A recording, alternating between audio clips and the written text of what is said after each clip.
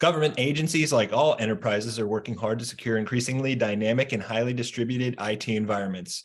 For officials responsible for securing government agency IT systems and data, the job of defending today's dynamic perimeter has also become increasingly complex. I'm Billy Mitchell with Scoop News Group, and here to talk about how government agencies are keeping up with those challenges is Bobby Holstein, Zero Trust Architect at the Bureau of Labor Statistics. Bobby, thanks so much for joining us. Thank you, Billy, for having me. I appreciate it. Absolutely. Well, I'm really excited to dive into this increasingly important topic, and want to start today with asking how your agency's evolution towards a multi-cloud network environment is shifting your view about the role of firewalls and perimeter defense. That's a good question, and I think it's a cogent one. The sun was already beginning to set on traditional firewalls in favor of next-gen firewall appliances, at least to some degree, for traditional semi-flat or subnetted networks. But post Executive Order 140/28, we see emphasis on migrating to the cloud, taking advantage of concepts like microsegmentation, workload security, and requirements like encryption for data in transit. And I think as we continue breaking down workloads into segment, the number of trust boundaries grows. The more boundaries in a traditional firewall setting means more firewall rules, more updates, more maintenance. So I think that we can see a move here away from traditional firewalls with an evolution toward concepts like secure access service edge, or better yet, secure service edge, including something to the tune of some zero trust network access and cloud access security broker, and also including the next gen firewalls.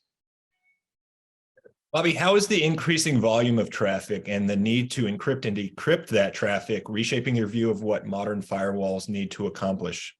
I hesitate to even use the word modern firewall anymore. A modern or hybrid network perimeter would now potentially include more than just next generation firewalls or even deep packet inspection firewalls. They now include policy enforcement points, things like zero trust exchanges. So it's not the volume of traffic that's increasing per se, but the complexity. Operations departments will need to increase visibility into these complex traffic flows to be able to monitor performance. And this new secure sharpened edge that's replacing this firewall perimeter needs to be able to inspect SSL traffic for malicious content. Under Executive Order 140/02, we have an imperative to do encryption for data in transit.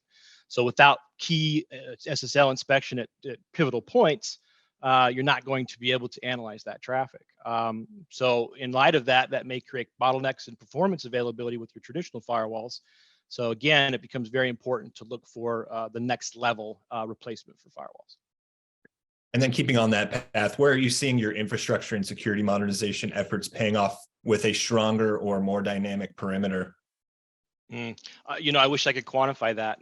I will say that I think that we're in such an early stage of transition that it's too soon to quantify whether or not we have strengthened or made our perimeter more dynamic.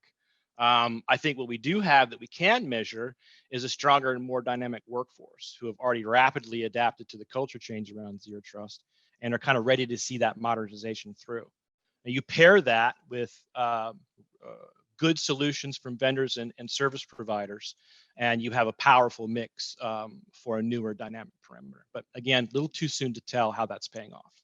Sure. And this might be too soon to tell as well, but how are government zero trust objectives, particularly around network environments, reshaping your agency's top security priorities for the coming year and beyond? Well, I think it had a tremendous impact. I think Executive Order number 1, and then number 2, of course, M2209. And then the subsequent zero trust architectures, both from CISA and OMB, in all of this policy and guidance, we were established very clear objectives. So most organizations in the public sector have clear objectives. We know that we kind of know what zero trust metrics that we can expect, and we can expect to be measured by within the next year. And that dictates priority to agree. However, prioritization of those objectives according to the risk that they address should be the real key priority.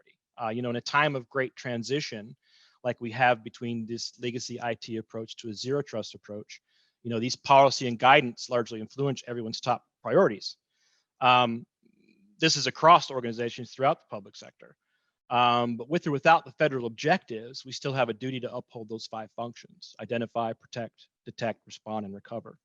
And that should forever be the priority. That makes sense. Well, great insights, tremendous conversation. Bobby, thanks so much for your time today. Appreciate you. Thank you very much, Billy.